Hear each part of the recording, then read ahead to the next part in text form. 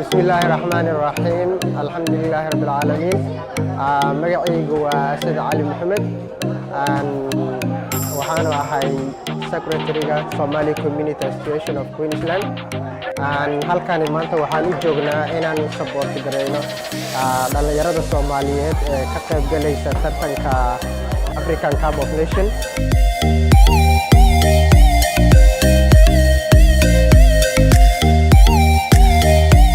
الله تعالى waxaa ku bilowday African Nation ahay oo maanta dheelayaan dhalinyarada Soomaaliyeed iyo Congo ay dheelayaan tartan noocan oo kala waa tartan loo qabtay dadka Soomaaliyeedka ama immigrant gaar ahaan Afrikaanka. This tournament, it will be the first tournament in Queensland, so I bet a lot of teams are looking forward to it, and Congo are looking forward to it as well. A few of us boys of Somali came together from different teams in Brisbane. We came together and approached the association to help us out in making sure that we can have a selective group of players for the African Cup of Nations 2021. dhalinyarada Soomaaliyeed ee ku nool magaalada Brisbane iyo nawaaxigeedaba inta ugu fiican bal isku soo ururiyay taas oo ay diyaariyeen community-ga Soomaalida uu diyaariyay oo madaxda uu ka yahay Faisal. marka koowaad waxaan rabaa inaan u mahadceliyo dhalinyaradii soo qaban qaabisay oo ugu horeeya gudoomiyaha sportska Axmed Xasan.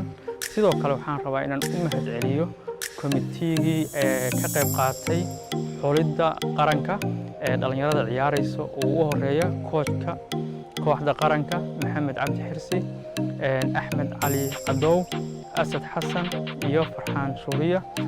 Obviously it's a major step, I think, in uniting all the major teams together, and I think we've set a really good foundation for future tournaments as well. Yeah, so this is a long time coming. It's been many years in the planning. It's finally worked out, alhamdulillah.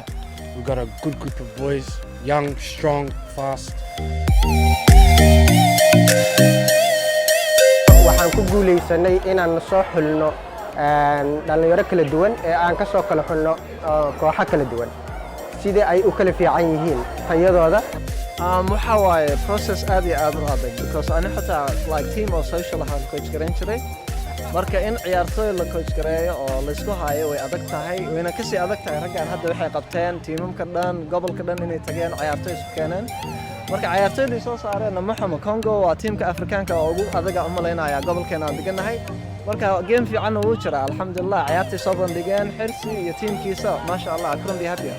I mean, Somali is arguably one of the best teams in Queensland, and they have quality players as well, and they are a tough competitor. maadaama maartay hadda isku soo dowrino training-goodii wuxuu hadda u bilaabay ma sha Allah. This is the first step.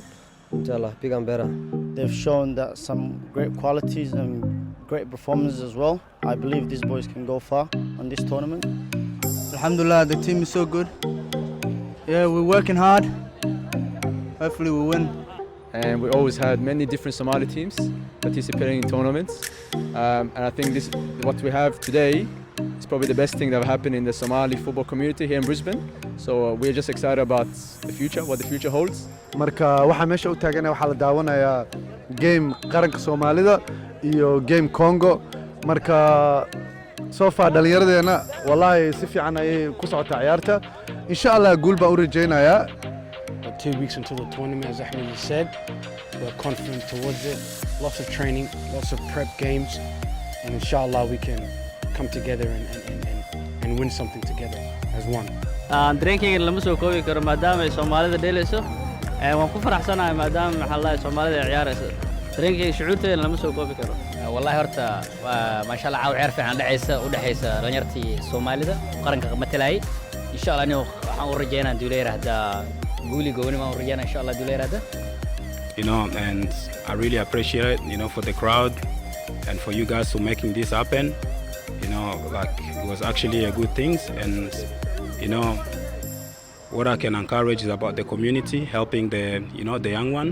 And Somali Community Association of Queensland mar walba waxay garab taagan tahay dhalinyarada matalaysa qaranka Soomaaliya iyo dhammaan dhalinyarada Soomaaliyeed ee ku nool gobolka Queensland. waana caawin doonaa waana garab joogsan doonaa mar walba iyo markasta ay u baahdaan garabkanaga insha Allah. So far the support from the community has been really good.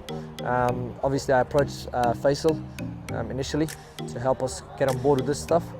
Just because for so many years, you know, it was one of those things where there was national teams created and whatnot, but maybe the backing wasn't there. And so this time around, it was very critical to uniting people that there had to be a backing behind it. So they've been fantastic up until now, and you know, they're an organisation which really wants to help, and you know, they do want to unite.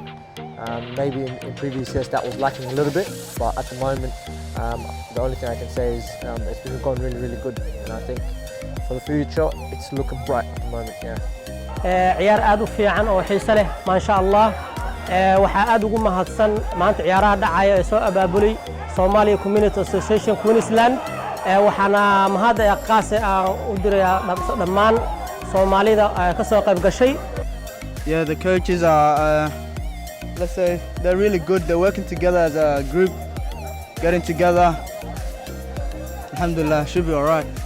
Mohamed, I've known him for several years. He's a very impartial, good leader and very fair. So inshallah, he, together with the other leaders that he's working with, we have a very solid team that's supporting the team. So good credit to my boys.